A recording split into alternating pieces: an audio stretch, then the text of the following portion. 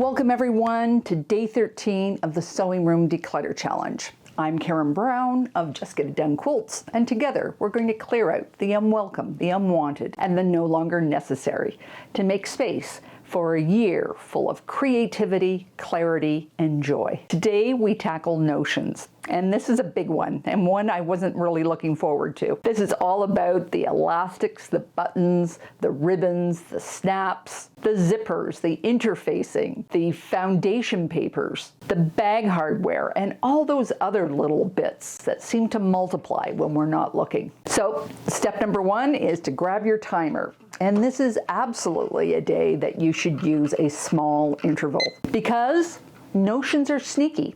They live in containers, inside containers, inside containers. Using a smaller interval will keep you moving and hopefully prevent overthinking. And you just keep resetting it as you need to. Notions pile up because we buy them for workshops, we buy them for seasonal crafts, we buy them for costumes and school projects, and all those projects we never get around to making. And in our big box store and Amazon era, it's often cheaper to buy 30 than just 4. And that creates a whole new problem of overstock. Because notions are small and in various sizes, they are hard to manage. And once they disappear into that container verse, it's often easier just to buy new than to dig through all those Rubbermaid containers to find what you already owned. So step 2 is to define your capacity. How much space do you want your notions taking up?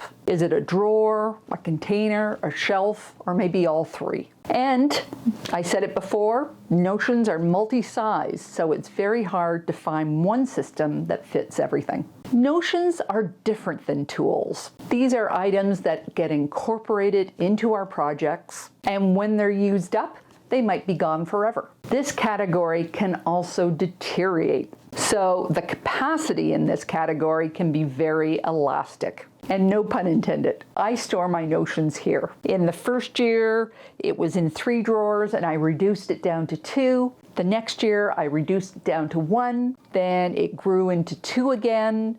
And then I increased my capacity with these foam drawers in the 2. And this year, I'm back to 3, mainly because I'm making more bags. And the other thing about notions is that we often use them only occasionally. So they don't need to be in a prime location near your sewing station. So step 3 is to declutter. Take a good look at the items that you have had for over 2 years, because the question of the day is not, will I ever use them?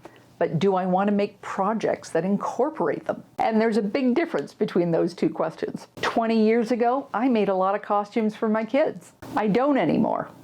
There was that season when we stenciled everything. We don't do much of that either. And there was a time when crafts with pipe cleaners and acrylic felt was our go-to.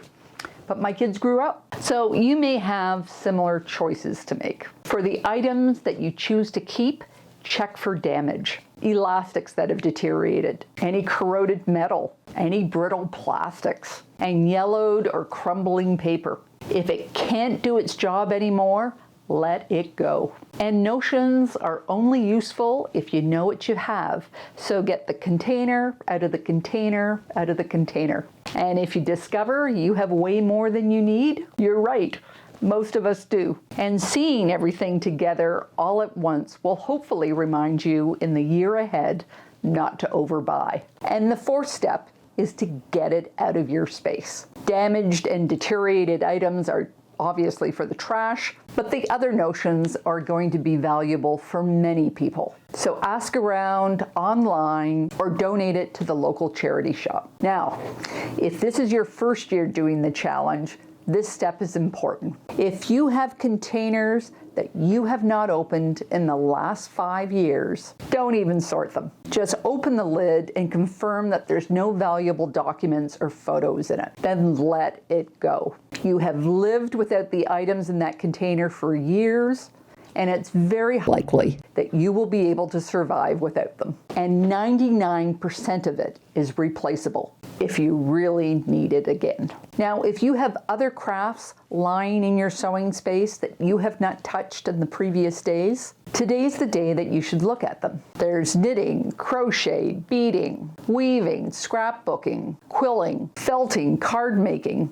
watercolors, 3D printing, wood carving, fabric dyeing, pottery, photography, and epoxy work. And I'm sure there's a couple more. Soap making, candle making. Ask yourself, which one of these have you done in the past 2 years? When are you going to realistically do them again? If you are actively doing that craft, or you want to keep it, it will most likely need its own declutter challenge. Don't worry about it today. Just make a note to tackle it later by repeating this challenge, just modifying the days as it suits your craft. Letting go of some of those old crafts is hard. You will most likely uncover the old, the crumbling, wacky and colorful, long forgotten supplies, things that you aspired to do, maybe things from when your kids were young, maybe things that you've carried around since your school days. That's normal and that's part of the process. Just keep your memories and discard the rest. The relief afterwards is worth it.